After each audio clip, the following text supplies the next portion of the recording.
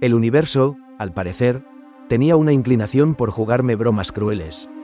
La llamada de Hope, una mujer que dedicó su vida a rescatar animales callejeros, había sido un rayo de luz en medio de la abrumadora desesperación de nuestro santuario de gatos. Finalmente pude sacar a los dos gatitos de la caja, con los ojos muy abiertos por el miedo y sus pequeños cuerpos temblando. Muska, la gata madre, estaría a salvo, su carga aliviada. Los gatitos de la caja, una vez esterilizados, serían adoptados. Pero mi corazón seguía pesado. El cartero había llevado al otro gatito, el que esperaba salvar. Una ola de culpa me invadió. Él había sido amable, lo sabía. Pero, ¿y si no estaba preparado para cuidar de un pequeño gatito? Y sí, no podía sacudirme la sensación de fracaso, de impotencia.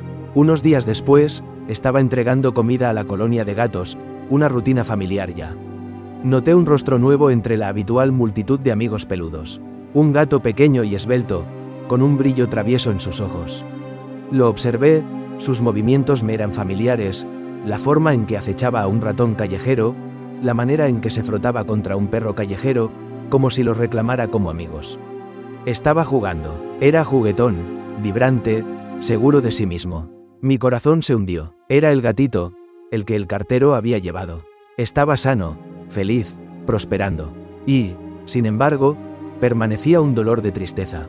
Había hecho todo lo posible por ayudar, y el universo había intervenido, a su manera, y todo se había alineado.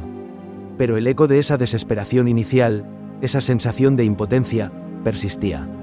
Me acerqué al gatito, ofreciéndole con cautela un trozo de atún.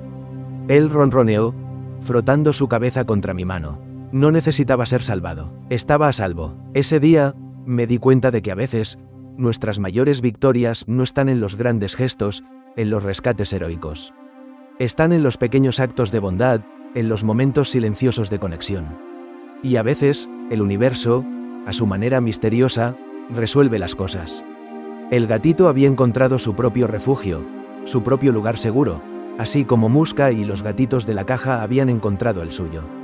Mi parte estaba hecha, y solo podía esperar que el universo continuara haciendo su magia con el resto de los amigos peludos a mi cuidado. Estimados espectadores, no olviden suscribirse al canal.